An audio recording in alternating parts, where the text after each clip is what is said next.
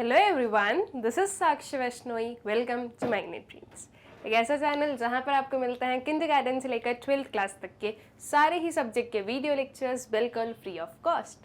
Magnet Brains पर आपको video lectures मिलते हैं related to your school education, साथ ही साथ for your competitive exams also Magnet Brains पर आपको कुछ वीडियोस या कुछ चैप्टर्स पढ़ने के बाद में किसी भी काइंड ऑफ सब्सक्रिप्शन को परचेज करने की ज़रूरत नहीं होती है, क्योंकि मैग्नेट ब्रेन्स आप लोगों को प्रोवाइड करता है क्वालिटी एजुकेशन, वो भी बिल्कुल free of cost. So that means आप लोगों को कहीं और जाने की बिल्कुल भी ज़रूरत नहीं है, क्योंकि आपको मैग्नेट ब्रेन्स पर सब कुछ मिलेगा, वो भी फ्री ऑफ कॉस्ट। ठीक है, इसी अच्छी बात के साथ में स्टार्ट करते हैं स्टूडेंट्स अपने इस लेक्चर को, जिसमें हम लोग पढ़ने वाले हैं अपनी क्लास 12th इकोनॉमिक्स में जो अपनी बुक है इंडियन इकोनॉमिक डेवलपमेंट। इसका जो चैप्टर 10 है that is development experiences of India, a comparison with its neighbours.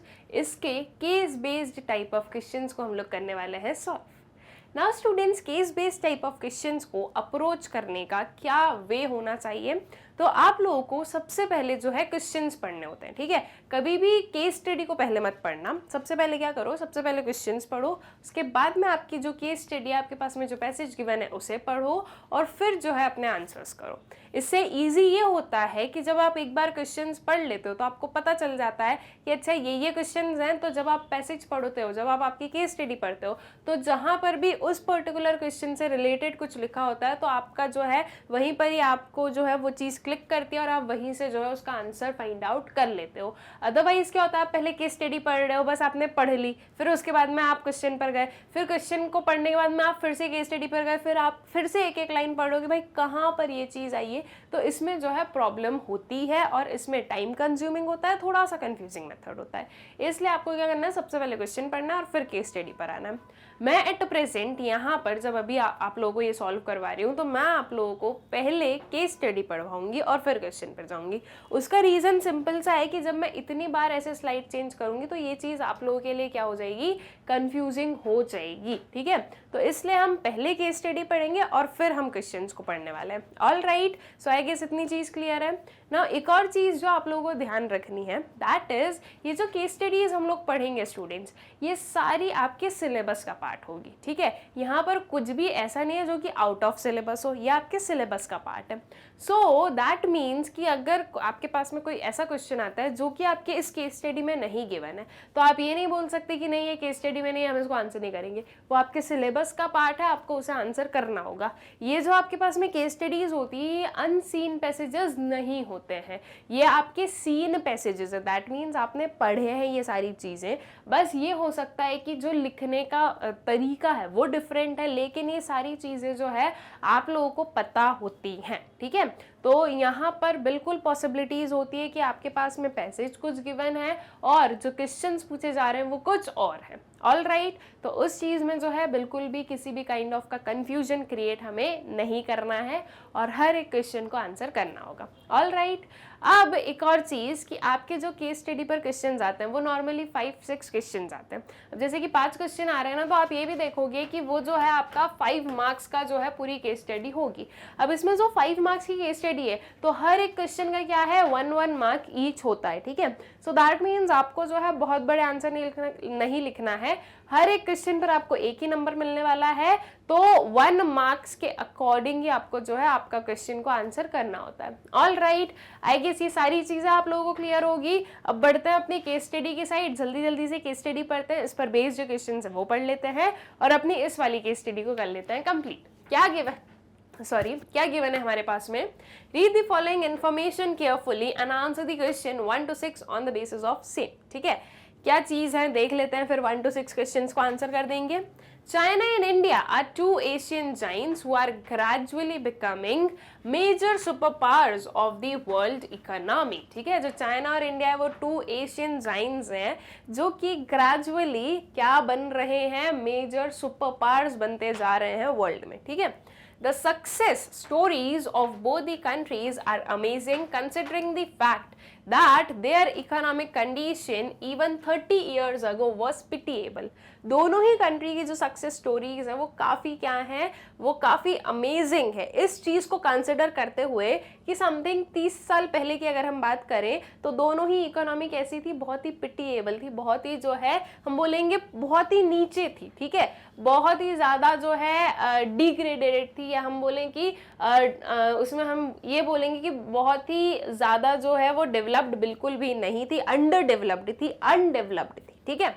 So they carried out noticeable structural and economic reforms to fast pace their growth. There are some astonishing similarities among the two countries. ठीक है, various reforms, various policies, various structural economic reforms जो हैं वो जो है क्या किए गए थे, implement किए गए थे दोनों ही countries में, ताकि उनकी जो growth rate है वो एक fast pace पर चल सके, वो ज़्यादा जो है जल्दी हो सके।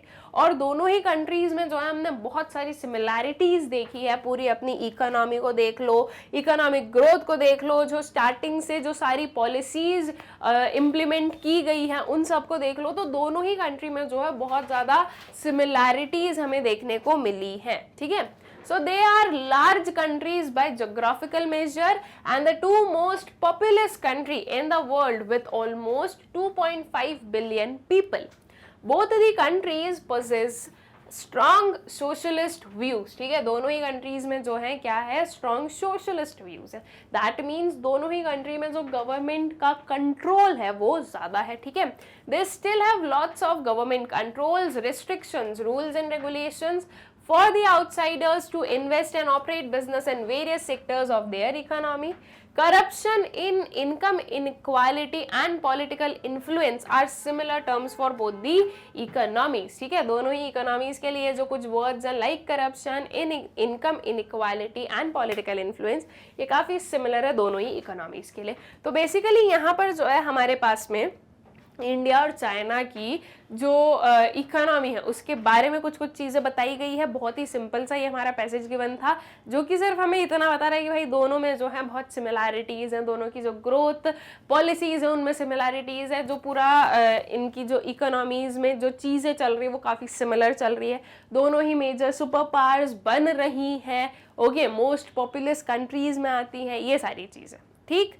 अब इस पर बेस्ड जो क्वेश्चंस हैं वो देखते हैं। अब क्वेश्चन है आपके पास में, व्हाट इज GLF? क्या GLF का कहीं से कहीं तक कोई भी काइंड ऑफ जिक्र जो है वो किया गया था हमारे इस पैसेज में? नहीं, लेकिन क्वेश्चन आ गया, ठीक है। तो ऐसे ही जो है क्वेश्चंस आ जाते हैं। GLF आपके जो है किसका पार्ट है, आपका जो सिलेबस है उसका पार्ट है, तो बस वह चीज़ आपके क्वेश्चन में भी आ गई। यहाँ पर आप ये नहीं बोल सकते कि नहीं ये पैसेज में नहीं गिवन था, हमारी केस स्टडी में नहीं गिवन था, तो हम इसे आंसर नहीं करेंगे, ये चीज़ आप बिल्कुल भी नहीं बोल सकते हो, ठीक है। तो आप बता देते हैं GLF क्या है। What is GLF? Great leap forward, जो कि आपके कौन सी कंट्री में जो है ये चीज़ इम्प्लीमेंट हुई थी, या ये जो पर्टिकुलर कैंपेन है ये हमें देखने को मिली थी, so that was in China. In which year? 1958, ठीक है। So Great Leap Forward was the campaign launched in China in 1958 to accomplish economic and industrial development at a faster rate, ठीक है। क्या बोल रहे हैं हम कि एक कैंपेन है जो कि लॉन्च की गई थी चाइना में, कौन से ईयर में? 1958 में। और क्यों? To accomplish the economic and industrial development at faster pace, ठीक है। बहुत ही जो है जल्दी वो लोग क्या करना चाहते थे, डेवलपमेंट करना चाहते थे, तो इसलिए जो है ये चीज़ें, ये जो कैंपेन है ये लॉन्च की गई थी, ठीक है। उसके बाद में नेक्स्ट क्वेश्चन है, define special economic zone. What are special economic zone students? एक ऐसा जोन, एक ऐसा एरिया जो कि स्पेशल है। Special in the case what? बाकी सारे एरिया से वहाँ पर जो रूल्स एंड रेगुलेशंस हैं वो अलग है, ठीक है। ये होता है कुछ आपका special economic zones.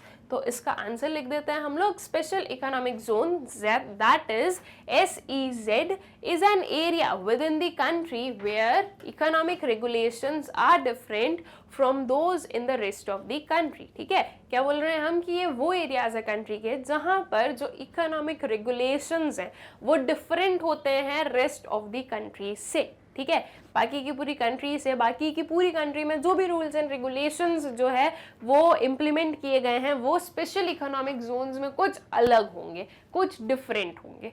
All right, फिर आ जाए नेक्स्ट वाले क्वेश्चन पर, which model of growth did the Chinese economy adopt?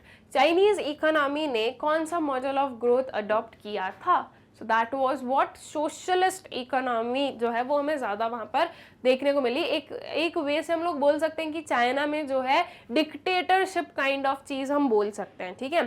So that means कि कौन सा मॉडल हमें देखने को मिला, सो दैट वुड बी और सोशलिस्ट, या फिर हम बोले स्टेटिज्म, कमांड इकोनॉमी, कुछ भी बोल सकते हैं, ठीक है। So the Chinese economy adopted statism और command economy as the model of growth, ठीक है। स्टेटिज्म, कमांड इकोनॉमी क्या हो जाएगा कि जो भी वहाँ की गवर्नमेंट ने बोल दिया है वही चीज़ क्या की जाएगी, वही चीज़ फॉलो की जाएगी। वहाँ के जो भी लीडर्स हैं वो लोग जो भी चीज़ें बोलते हैं, जो भी वो लोग इम्प्लीमेंट करते हैं, उसे मानना ज़रूरी हो जाता है। दिस इज स्टेटिज्म और command economy. That means private जो सेक्टर है उसका इन्वॉल्वमेंट नहीं होना मेजर डिसीजन मेकिंग में या किसी भी चीज़ में, ठीक है। फिर उसके बाद में आते हैं नेक्स्ट वाले क्वेश्चन पर। State whether the following statement is true और फॉल्स विद अ रीजन। देखते हैं क्या स्टेटमेंट गिवन है। The Great Leap Forward campaign was launched in China with a view to achieving integrated rural development. हमें ये बताना है कि ये स्टेटमेंट ट्रू है या फॉल्स है। जो ग्रेट लीप फॉरवर्ड है स्टूडेंट्स, क्या वो जो कैंपेन है वो इसलिए लॉन्च की गई थी कि ज़्यादा जो है इंटीग्रेटेड रूरल डेवलपमेंट हो सके। ये चीज़ कैसे पता होगी? अगर आपने अच्छे से पढ़ाई की होगी, है ना। तो क्या ये सही है? Not at all. जो आपका ग्रेट लीप फॉरवर्ड है वो रूरल डेवलपमेंट के लिए नहीं था, that was for your industrialisation, ठीक है। जो एक वाइड स्प्रेड इंडस्ट्रियलाइजेशन के लिए ग्रेट लीप फॉरवर्ड जो है ये लॉन्च हुई थी। सो इसका आंसर हमने लिखा false. Great Leap Forward campaign was launched in China with a view to achieving widespread industrialization of the economy, ठीक है। widespread industrialization जो है ये अटेन करने के लिए, अचीव करने के लिए जो है आपकी Great Leap Forward campaign जो है ये लॉन्च की गई थी, ठीक है। फिर उसके बाद में आ जाओ नेक्स्ट क्वेश्चन पर। फिर से जो है ट्रू और फॉल्स ही है एंड विथ रीजन हमें बताना होगा। क्या स्टेटमेंट है देखते हैं। FDI in China is higher than in India और पाकिस्तान। क्या ये चीज़ सही है? जो एफडीआई है चाइना में वो इंडिया और पाकिस्तान से हायर है। Yes, obviously this is true. और ऐसा क्यों है? क्योंकि जो चाइना है वो ज़्यादा इन्वेस्टमेंट फ्रेंडली नेशन हम बोलेंगे as compare to India and Pakistan, ठीक है। So true, FDI in China is higher than in India or Pakistan because China is found to be more investment friendly destination, ठीक है। फिर इसके बाद में आ जाओ नेक्स्ट वाले क्वेश्चन पर। फिर से जो है ट्रू और फॉल्स काइंड ऑफ क्वेश्चन है। देखते हैं क्या चीज गिवन है। Commune system of farming in China refers to privatisation of enterprises. जो कम्यून सिस्टम है फार्मिंग का चाइना में, उसका मतलब ये है प्राइवेटाइजेशन ऑफ एंटरप्राइजेस। क्या ये चीज सही है? देखो सीधी सी बात है, यहाँ पर बात हो रही है फार्मिंग की, यहाँ पर बात हो रही है प्राइवेटाइजेशन एंटरप्राइजेस का, मतलब कि अलग अलग सेक्टर की आप बात करने लग गए। फार्मिंग सेक्टर एंड जो आपका प्रोडक्शन या हम बोलेंगे कि जो भी आपके मैन्युफैक्चरिंग या सर्विस सेक्टर, जो भी एंटरप्राइज की बात कर रहे हो उसकी बात करने लग गए आप। तो ये अलग अलग सेक्टर की बात कर रहे हो, इनको एक साथ में आपने कैसे ज्वाइन कर दिया? तो ये चीज यहीं पर ही क्या हो जाती है? फॉल्स हो जाती है। अब फॉल्स तो हमने बता दिया, लेकिन रीजन भी बताना है। तो रीजन में आप क्या बताओगे कि जो कम्यून सिस्टम ऑफ फार्मिंग है वो कलेक्टिव फार्मिंग मतलब है उसका। दैट इज जो वेरियस लोग हैं, जो वेरियस फार्मर्स है, स्मॉल फार्मर्स है, उनको एक लैंड दिया गया था एंड उन्हें बोला गया था आप लोग कलेक्टिवली इस पर क्या करो? प्रोडक्शन करो, ठीक है। तो ये हमने लिखा कि this is false. Commune system of farming in China refers to a system of collective farming. All right, so I guess ये क्वेश्चन भी क्लियर है। तो हमारे जो 1 to 6 क्वेश्चन थे ये कंप्लीट हो जाते हैं, जो कि हमारे ये जो पर्टिकुलर केस स्टडी हमने पढ़ी थी उस पर बेस्ड थे। आई होप सो ये सारे क्वेश्चंस आप लोगों को क्लियर हो गए होंगे। अब आगे चलते हैं, नेक्स्ट वाली केस स्टडी पर आते हैं। Read the following information carefully and answer the question 7 to 12 on the basis of same, ठीक है। अब देख लेते हैं 7 to 12 को आंसर करना है तो उसके लिए केस स्टडी पढ़ लेते हैं पहले। तो India and Pakistan have very much in common. देखो फर्स्ट वाली case study India and China पर थी, यहाँ पर जो है इंडिया एंड पाकिस्तान आ गया। So India and Pakistan have very much in common, however at present Indian economy seems to be in the lead, ठीक है। तो इंडिया और पाकिस्तान में भी हमें क्या देखने को मिला? सारी चीज़ें, बहुत सारी चीज़ें जो बहुत कॉमन देखने को मिली। बट येट अगर हम आज की बात करें तो इंडिया जो है वो पाकिस्तान से काफ़ी आगे है, पाकिस्तान के कंपैरिजन में वो लीड पर है, ठीक है। As a growing focus on solving poverty in developed countries these years, we provide suggestions for policymakers of poorer countries based on our analysis. India's higher savings rate, lower population growth and superior productivity are also factors that contributed its economic growth. ठीक है, अब ये यहाँ पर जो है बताया गया है कि इंडिया में किस चीज़ ने जो है हेल्प की है इकोनॉमिक ग्रोथ में. क्यों जो है, जब इंडिया और पाकिस्तान में जब चीज़ें कॉमन है, काफ़ी कॉमन है, तो फिर इंडिया आगे कैसे है. तो उस चीज़ के लिए यहाँ पर कुछ चीज़ें गिवन है कि इंडिया का जो है हायर सेविंग रेट हो गया, लोअर पॉपुलेशन ग्रोथ हो गया और जो सुपीरियर प्रोडक्टिविटी है, ये कुछ फैक्टर्स हैं जिसने कंट्रीब्यूट किया है हायर इकोनॉमिक ग्रोथ के लिए. In contrast Pakistan relative economic topper can be attributed political instability which hinders any long term economic development plans. ठीक है, तो पाकिस्तान में एक जो सबसे मेजर हम चीज़ बोल सकते हैं कि इकोनॉमिक डाउनफॉल के लिए जिस चीज़ में या इकोनॉमी जो है वो उतनी स्पीड से डेवलप नहीं हुई, उसके पीछे का एक रीज़न जो हो सकता है वो है पॉलिटिकल इंस्टेबिलिटी. पाकिस्तान में पॉलिटिकल इंस्टेबिलिटी काफ़ी हाई रेट पर हम बोलेंगे. तो जब पॉलिटिकल इंस्टेबिलिटी होती है तो उसकी वजह से n नंबर ऑफ जो है इकोनॉमिक प्रॉब्लम्स भी आती हैं एंड इकोनॉमिक ग्रोथ जो है वो हिंडर करती है. ठीक है, उसका जो पेस है वो हिंडर करता है. All right, then furthermore Pakistan has lower saving rates, higher population growth and inferior productivity. अगर हम थोड़ा और देखें आगे तो पाकिस्तान में अपार्ट फ्रॉम पॉलिटिकल इंस्टेबिलिटी और क्या चीज़ें देखने को मिल रही है, लोअर सेविंग्स रेट है वहाँ पर, हायर पॉपुलेशन ग्रोथ रेट है और inferior productivity है. For these reasons, India has experienced significantly higher levels of economic growth than Pakistan. और कुछ इन्हीं रीजंस की वजह से हम बोल रहे हैं कि इंडिया जो है उसने क्या एक्सपीरियंस किया है, उसने एक्सपीरियंस किया है significantly higher levels of economic growth Pakistan के कंपैरिजन में. For both countries, the political and economic components affecting economic growth were examined. However, these two factors are not equal in magnitude. ठीक है, अब आगे चलते हैं और इस पर बेस्ड जो क्वेश्चंस है वो देखते हैं. State one reason for slow economic growth in Pakistan. एक रीजन बताना है. ठीक है, यहाँ पर ये नहीं बोला गया कि आपको बहुत सारे रीजन बताना है, कोई भी एक रीजन बता दो जिसमें हम ये बोल लेंगे कि पाकिस्तान की स्लो इकोनॉमिक ग्रोथ के पीछे का एक रीजन आपको बताना है. तो इसका आंसर लिख देते हैं. Domestic investment as well as FDI has been shrinking in the case of Pakistan. Accordingly GDP growth of Pakistan has been severely hit. ठीक है, तो हमने क्या बताया कि जो डोमेस्टिक इन्वेस्टमेंट है और साथ ही साथ जो FDI है वो काफ़ी श्रिंक कर रहा था इन द केस ऑफ पाकिस्तान. इसीलिए जो पाकिस्तान की GDP ग्रोथ रेट है, GDP ग्रोथ है वो सीवियरली जो है अफेक्ट हुई है उसकी वजह से. ठीक है, इसके अलावा अगर ये चीज़ आपको नहीं भी लिखनी है तो आप क्या लिख सकते हो, जो वेरियस रीजन हम लोगों ने यहाँ पर देखे जैसे कि पॉलिटिकल इंस्टेबिलिटी, बिल्कुल आप उसे यूज़ कर सकते हो एंड रीसेंट एग्जाम्पल भी ले सकते हो. ठीक है, तो पॉलिटिकल इंस्टेबिलिटी आप यहाँ पर बता दोगे कि भाई political instability is the one reason जिसकी वजह से हमें स्लो इकोनॉमिक ग्रोथ देखने को मिला है पाकिस्तान में. या उसकी जगह पर आप कोई भी दूसरा जो है हमारा क्या ले सकते हो, जो एक रीजन है वो ले सकते हो जो कि और भी चीज़ें हमारे केस स्टडी में गिवन थी. अगर वो नहीं भी ले रहे हो, ये भी लिख रहे हो तो भी कोई दिक्कत नहीं है, बस इतना रखना है कि आंसर आपका सही होना चाहिए. ठीक है, उसके बाद में आ जाए नेक्स्ट वाले क्वेश्चन पर. Pakistan adopted the strategy of denationalization and privatization in which year. ठीक है, पाकिस्तान में जो स्ट्रैटेजी ऑफ डीनेशनलाइजेशन है और प्राइवेटाइजेशन है वो कौन से ईयर में आई. सिंपल सी चीज़ है कि पाकिस्तान में जो रिफॉर्म्स है वो कब आए. डीनेशनलाइजेशन क्या हो जाएगा, जो आपने नेशनलाइजेशन किया था, दैट इज जो आपने चीज़ों को, इंस्टीट्यूशंस को गवर्नमेंट कंट्रोल के अंदर लाए थे, वो अब आप क्या कर रहे हो, डीनेशनलाइज कर रहे हो. उसे जो है है डिसइन्वेस्टमेंट हम बोल देंगे कि वो वहां पर आप उसका प्राइवेटाइजेशन कर रहे हो, ठीक है।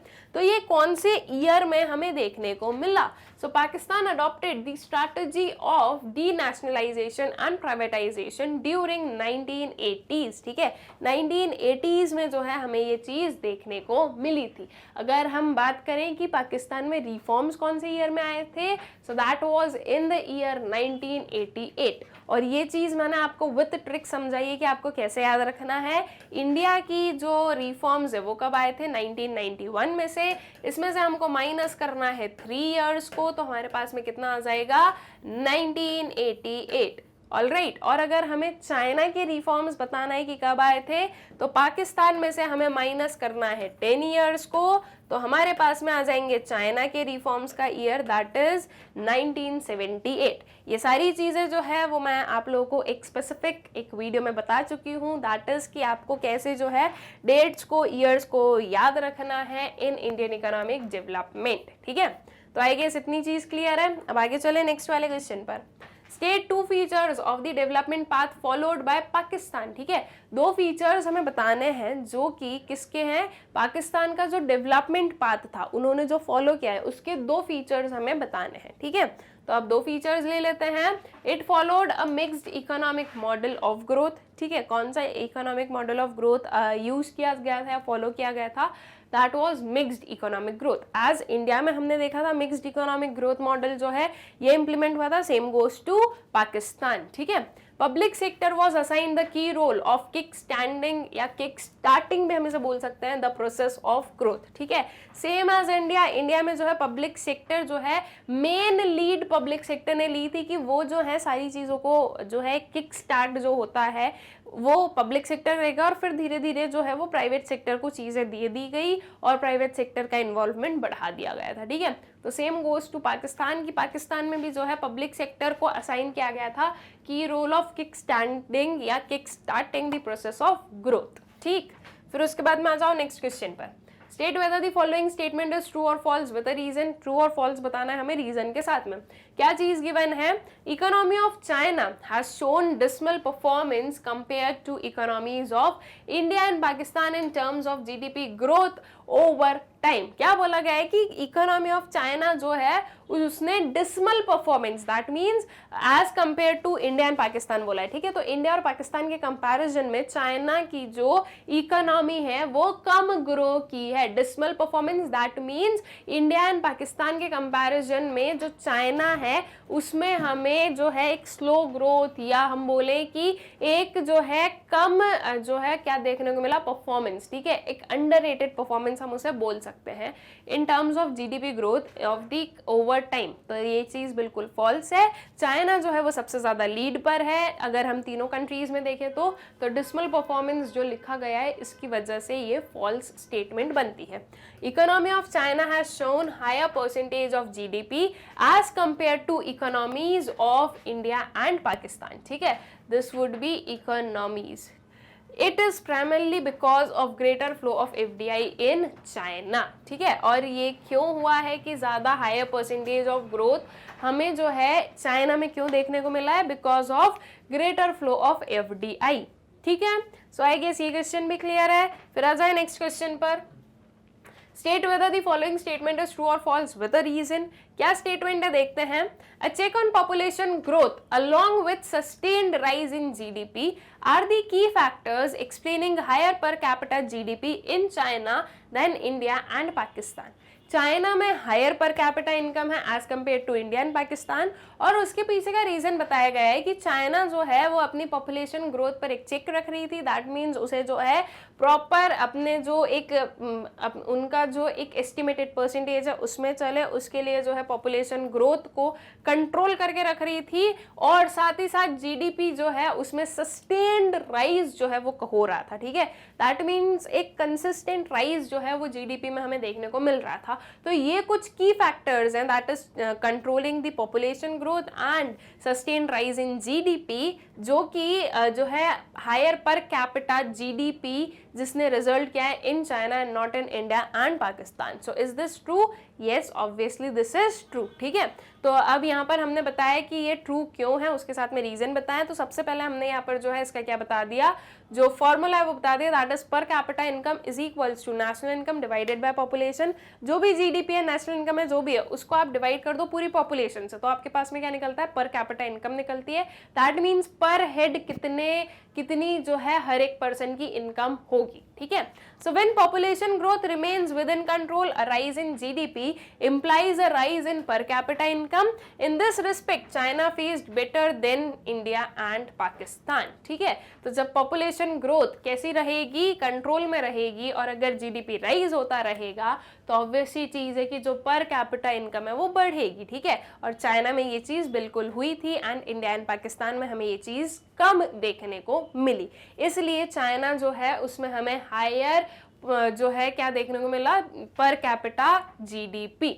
ऑल राइट, फिर आ जाओ नेक्स्ट क्वेश्चन पर। State whether the following statement is true और फॉल्स विद अ रीजन। क्या स्टेटमेंट है देखते हैं। India, China and Pakistan relied on mixed economic model of growth. India, China और पाकिस्तान जो है वो तीनों ही जो है mixed economic model of growth उन्होंने इंप्लीमेंट किया था या रिलाई किया था इस पर। सो दिस इज ट्रू और फॉल्स, दिस इज फॉल्स। देखो, इंडिया एंड पाकिस्तान जो है उन्होंने अडॉप्ट किया मिक्स्ड इकोनॉमिक सिस्टम, लेकिन अगर हम चाइना की बात करें तो यहाँ पर जो है स्टेटिज्म या फिर हम बोलेंगे सोशलिस्ट इकोनॉमिक सिस्टम जो है ये अडॉप्ट किया गया था। इसलिए ये स्टेटमेंट को हम फॉल्स बोल रहे हैं, क्योंकि तीनों ही कंट्रीज का नाम आया है, इसलिए ये स्टेटमेंट क्या होती है, फॉल्स होती है हमारी। India and Pakistan adopted mixed economic model of growth while China adopted statism as the model of growth. ठीक है, वहां पर कंट्रोल जो था, मतलब कि अगर हम पूरा ही एकदम बोले कि मेजर कंट्रोल या ओवरऑल पूरा ही कंट्रोल किसके पास में था, गवर्नमेंट के पास में था। All right, so I guess ये क्वेश्चन भी जो है आप लोगों को अच्छे से क्लियर हो गया है। सो विद दिस हम लोगों ने जो है 7 to 12 क्वेश्चंस कंप्लीट कर लिए, जो कि हमारी इस वाली केस स्टडी पर बेस्ड था, एंड आई होप सो कि आप लोगों को ये चीज अच्छे से क्लियर हो गई है। अब आते हैं अपनी जो नेक्स्ट वाली केस स्टडी है उस पर। Read the following information carefully and answer the questions 13 to 18 on the basis of same. क्या गिवन है देखते हैं। A population is defined as the group of individuals of the same species living and interbreeding within a given area. Members of the population often rely on the same resources, are subject to similar environmental constraints, and depend on the availability of other members to persist over time. Scientists study a population by examining how individuals in that population interact with each other and how the population as a whole interacts with its environment. As a tool for objectivity, studying population ecologists rely on the series of statistical measures known as demographic parameters to describe that population. ठीक है, तो basically यहाँ पर जो है population के बारे में बातें की गई है, जिससे कि हमें इतना भी समझ में आ गया है कि ऐसी या इससे रिलेटेड बहुत ज्यादा जो चीजें हमारे इस चैप्टर में है नहीं। सो दैट मीन्स कि ये जो है ये हम पढ़ रहे हैं, लेकिन जो क्वेश्चंस आएंगे वो कहीं ना कहीं आपके चैप्टर से ही आने वाले हैं, तो वो इनसे डिफरेंट आने वाले हैं। ठीक है, लेकिन आपको तो जैसे कि मैंने बोला है क्या अप्रोच यूज करना है कि पहले आपको जो है क्वेश्चंस पढ़ना है, फिर इस पर आना है। तो अगर कोई क्वेश्चन ऐसा होगा भी जो कि इसमें से होगा अगर, तो वो आपको आंसर वहीं के वहीं जो है क्लिक हो जाएगा कि अच्छा उसका आंसर जो है हमें यहाँ से लिखना होगा। ठीक है, फिर आगे चलते हैं। The field of science interested in collecting and analysing these numbers is termed as population demographics, also known as demography. Broadly defined, demography is the study of characteristics of populations. It provides a mathematical description of how those characteristics change over time. Demographics can include any statistical factors that influence population growth or decline, but several parameters are particularly important. Population growth or decline, but several parameters are particularly important. वो एक बार थोड़ा सा repeat हो गया, इसे ignore कर देना. Population size, density, age, structure, fecundity, birth rates, mortality, death rates and sex ratio. ठीक है, तो ये सब कुछ चीजें हमारे पास में गिवन है। अब हम जो है इसके क्वेश्चंस पर चलते हैं।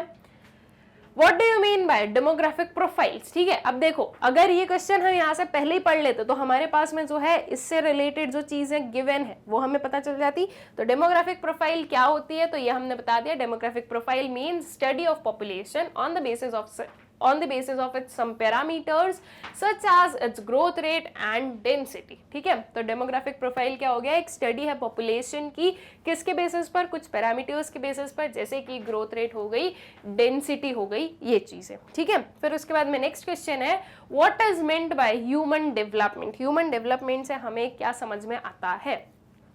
So human development includes such elements of change as per capita GDP, life expectancy, literacy rate, access to safe drinking water, etc. ठीक है, so these are what human development। human development का मतलब क्या हो गया कि एक पर्सन का डेवलपमेंट यानी किस चीज़ों पर बेस्ड है, तो ये चीज़ें कुछ हमारे पास में गिवन है, like life expectancy, literacy rate and all. ठीक है, फिर उसके बाद में आ जाओ नेक्स्ट क्वेश्चन पर, what do you mean by GDP growth rate? GDP growth rate का क्या मतलब है, इससे हमें क्या चीज समझ में आती है? So GDP growth rate refers to increase in the flow of goods and services produced in the economy during an accounting year. ठीक है, जीडीपी ग्रोथ रेट हम क्या बता रहे हैं कि इसका मतलब है जो flow of goods and services है इनमें इंक्रीज होना, जो गुड्स एंड सर्विसेज प्रोड्यूस्ड है, ठीक है, जो गुड्स एंड सर्विसेज की जो क्वांटिटी है उनमें increase over the period of time, या ओवर हम बोले अकाउंटिंग ईयर। ठीक है, यह है आपका जीडीपी ग्रोथ रेट का मतलब। फिर नेक्स्ट वाला क्वेश्चन है what is meant by infant mortality rate? Infant mortality rate का क्या मतलब है? So infant mortality rate that is per 1000 जो लाइव बर्थ्स हैं ऑफ इन्फेंट्स उनमें से कितनों की डेथ हो रही है, that is infant mortality rate. ठीक है, so infant mortality rate refers to the death rate of children per 1000 below the age of 1 year. ठीक है, जो 0 to 1 ईयर वाली एज होती है उन्हें हम इन्फेंट बोलते हैं, तो इसीलिए वही चीज हमने यहाँ पर लिखी है। ऑल राइट, फिर नेक्स्ट वाला क्वेश्चन है what is meant by maternal mortality rate? What is maternal mortality rate? That is जो मदर का डेथ रेट है। ठीक है, so maternal mortality rate refers to the death rate of women per 1000 after giving birth to a newborn. ठीक है, just वो जो एक न्यू बॉर्न को बर्थ दिया है, तो या तो उस प्रोसेस में या उस बर्थ देने के बाद में अगर जो है एक जो विमेन है अगर उनकी डेथ होती है तो वो हम इस पर्टिकुलर में लेते हैं कि पर 1000 जो विमेन है जो कि बर्थ देती हैं उनमें से कितनी विमेन है जिनकी डेथ हो जाती है इन दिस प्रोसेस। ठीक है, so that is maternal mortality rate. Then next what is commune system of farming? Commune system of farming क्या है? That is the collective system. ठीक है, एक कलेक्टिव फार्मिंग हम जैसे कह सकते हैं कि एक जो है लैंड दिया गया लोगों को और उन्हें बोला गया कि आप लोग इस पर कलेक्टिवली क्या करो, फार्मिंग करो। दिस वाज मेनली कहाँ पर इंप्लीमेंट किया गया था? In China. So commune system of farming means collective cultivation of land by the farmers. All right, तो ये हो जाते हैं हमारे 13 to 18 क्वेश्चंस जो कि आई होप सो आप लोगों को अच्छे से क्लियर हो गए हैं। एंड ये जो इस वाले चैप्टर पर बेस्ड जो हमारी सारी केस स्टडीज थी, आई होप सो ये चीज़ आप लोगों को अच्छे से क्लियर हो गई है। ना इस वीडियो को एंड करने से पहले एक छोटी सी चीज़ हम लोग सीख लेंगे, दैट इज मैग्नेट ब्रेन्स की वेबसाइट से वीडियोस कैसे एक्सेस करने हैं।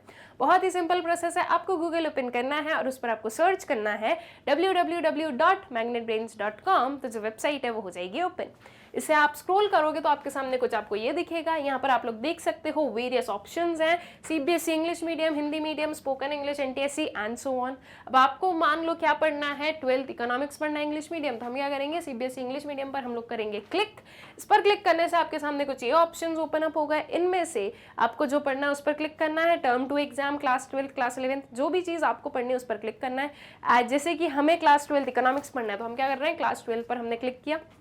क्लास 12 पर आप जैसे ही क्लिक करोगे इसके अंदर जो वेरियस सब्जेक्ट्स हैं उनकी जो प्लेलिस्ट है वो सारी आपको जो है विजिबल हो जाएंगी। ठीक है, अब इसे आपको स्क्रॉल करना है स्टूडेंट्स। जब आप इसे स्क्रॉल करोगे तो आपको कुछ ये दिखेगा, यहाँ पर जो है आप देख सकते हो इकोनॉमिक्स की 4 प्लेलिस्ट है। 4 किस चीज़ की? 2 for Indian economic development and 2 for macro economics. दो क्यों है? एक संदीप गर्ग, एक एनसीईआरटी। ठीक है, तो इस वे में जो है दो चीज़ें हो गई यहाँ पर। आपको जो भी पढ़ना है उसके इस वॉच नाउ पर क्लिक करना। ठीक है, इन चारों में से आपको जो भी पढ़ना पढ़ना है उसके वॉच नाउ पर आपको क्लिक करना है। उस पर क्लिक करने से कुछ आपके सामने ये ओपन हो जाएगा।